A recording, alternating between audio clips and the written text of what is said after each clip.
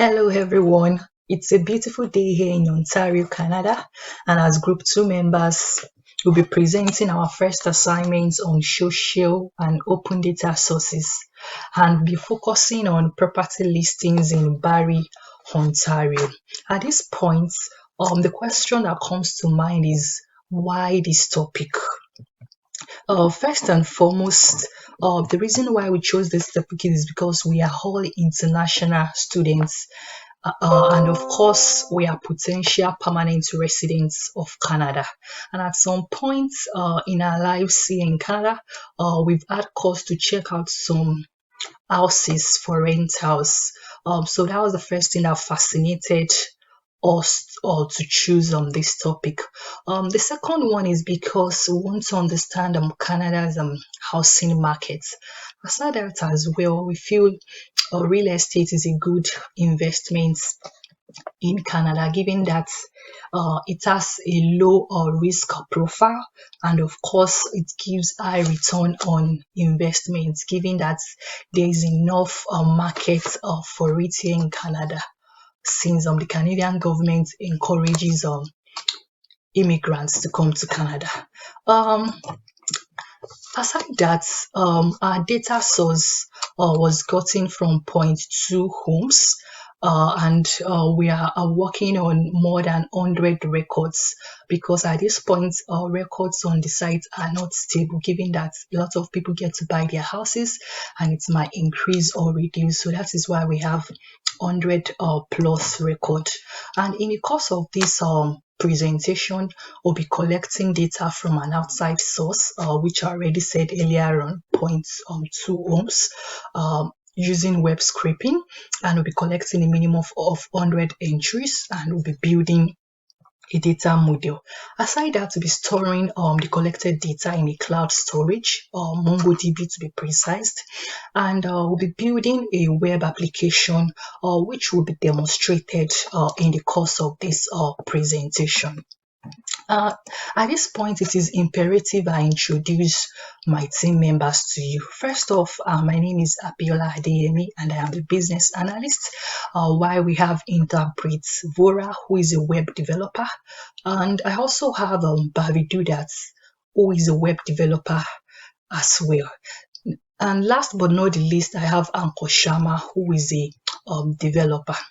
It is important I talk about the tools and technology that we'll be using for this web application. The first one is Python, and of course, cloud storage, which is MongoDB. And we'll be using Beautiful Soup, which is a Python library for pulling out HTML files. Be using it for web scraping. I also have Flask, HTML, and CSS. At this point, I would like to hand over to Interpret, who would be talking about the process we adopted in achieving the expected results. Thank you, Abiola. So now let's come to the process flow. Our first step will be to find a data source. Next, after finding the data source, we are going to scrape that data using Python. Then we are going to save the scraped data into a CSV file, and that CSV file will be used in our online storage, that is MongoDB, and from that we will be developing a CRUD web application.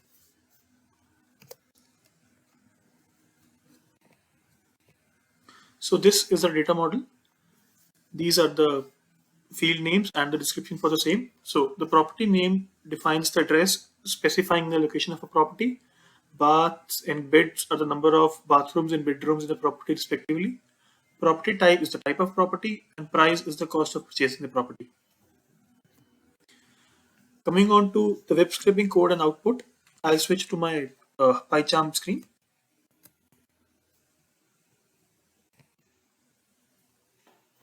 Yes. So these are the libraries that I have used for the web scraping part. The first one is the Beautiful Soup, which is obviously the heart of this web scraping project. It helps us to parse the HTML code in a very easy way so that we can extract the useful information that we want. The next library is the request library. The request library allows you to send an HTTP request extremely easily. Next is Pandas. pandas, being the heart of data science, will be used to create a data frame, which in turn will be used to save into a CSV. JSON is used to import and export data into JSON format, and PyMongo is used to connect our Python code to MongoDB, to the cloud MongoDB access. Yeah. So coming on to our first function, the connection function, it consists of the URL from which we are going to extract the data, and it will parse the extracted URL to a beautiful soup, and then will return all the data in the Beautify object. This is the website from which we are going to scrape the data. The next method is property names. The property names will go to the extracted HTML that we have from connection method in Beautify, and it will select out all the divs that contain the address container class, and from it we'll select the data address and append it to a list of house names, which will be used further in appending to a CSV. So just to show you the example, this would be the result if you select Berry, and if you right click on it and inspect it, here we'll have our div class, and in this we'll have our address which we are going to use. The next method is the house features method. The house feature method contains all the basic similar things as in the item name and the class name, but instead of making different from bath and bed, we use encapsulation here, and we passed the properties of list and the class name for different types. So for baths it would be IC bath, and for bed it would be IC beds. Next is the house features method, which will give us whether the type of the house, whether it's a residential or a single house, and the last one is the property price. This is all the code that we have written to fetch the data and to append it to a list, and at the end append all this list to a data frame, and then pass this data frame to a CSV, which will give us a CSV file. After running the code, this is the CSV file that we'll get. It will contain the property name, the bath, the beds, property type, and price. This CSV file will be used to upload data to our online database, that is MongoDB, which in further will be used to connect to our CRUD application. Now passing the stage to Bhavi, who will explain you the further steps that we have taken in the completion of this project. Over to you, Bhavi.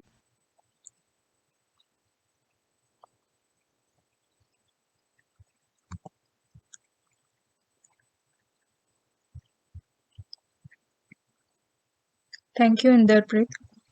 Hello, I'm Bhavi Dudat, and I'll be carry forwarding with the HTML and CSS and the CRUD operations backend code. So this is our HTML file starting with all the CSS that contains all the designing and stuff. Then going forward, this is the main HTML code. It starts with the manage properties heading and add property button, which opens up a modal. Then all the properties that are listed on the page is shown from here. This all are the headings, and the data in it is over here. It is displayed, it is populated by the for loop, that this dataset is coming from this Python file, where we have started off by connecting with the MongoDB with the database and its respective collection.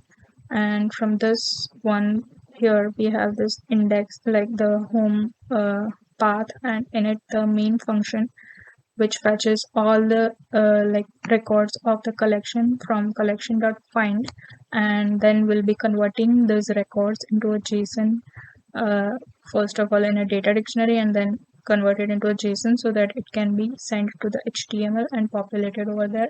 So it can be seen over here that we converted from data dictionary to JSON and send it using this render template over here in the index.html file, and it is populated in this way. And respective to any a particular property, there is a update button and delete button. So if we click on update on any particular property, then it will also pass the same property ID so that we can identify the property, and it will open this edit modal. So here is this edit modal. So as it is a post method of this form, so going in the Python file,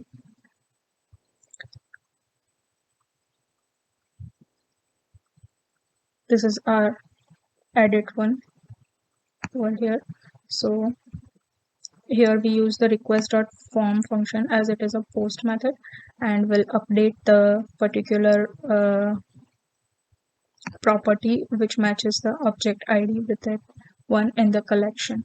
Similarly, we can add a property, and for adding, here we have user URL for insert, and it is this one.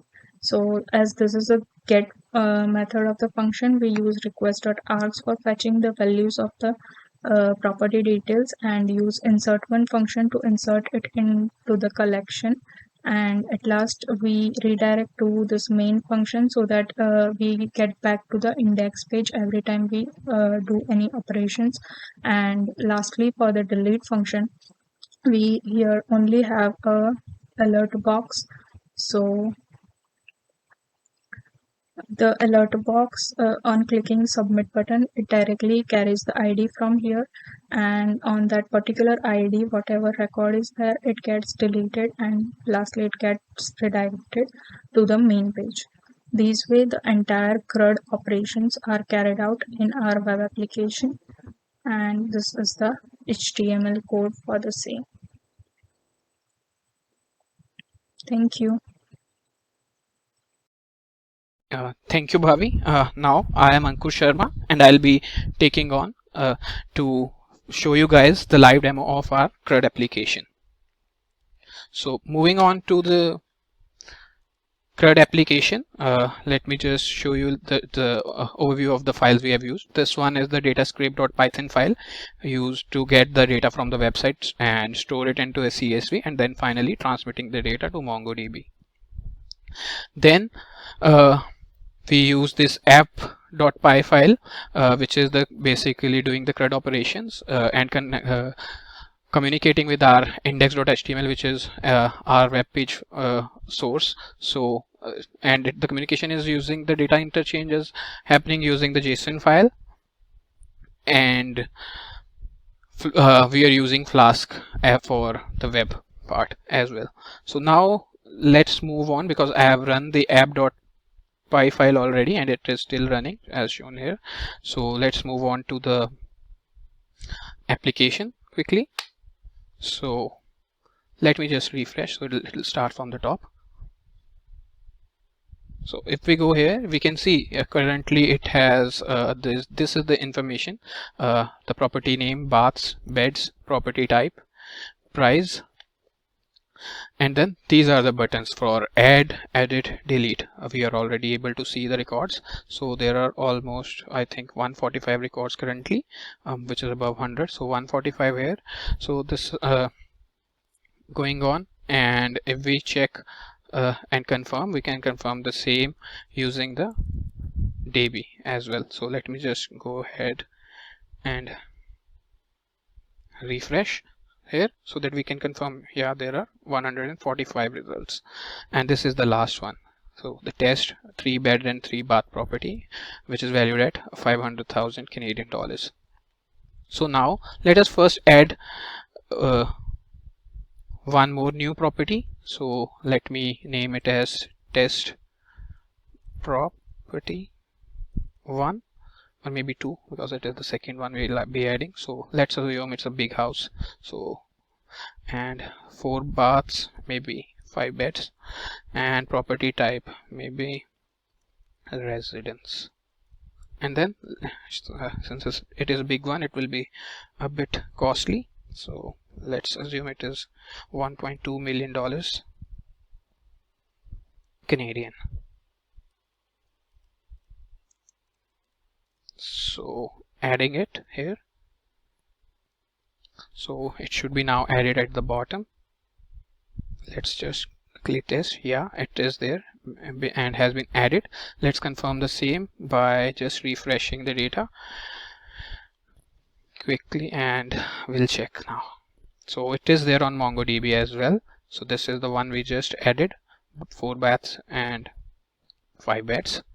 So let's do the next operation maybe. So we will try and edit and maybe increase the number of beds to 6 here, and let's try and save it. So here it is showing on the front end as 6 beds now. So let's confirm the same by refreshing the page quickly. So yeah, 6 beds now and 146 records, which is telling. So now let's check the last operation, which is delete. So here we go and check. By deleting it will just give us a confirmation pop-up. So let's check the same. The last one should be gone. So yeah, it's gone from here. Let's validate it further using MongoDB. So we will be refreshing it. So yeah, 145 now, and this is the last one as we see. $500,000, 3 bed, 3 baths property. So this is our CRUD application, and this is how it can be used to add, edit, or delete any properties. So thank you.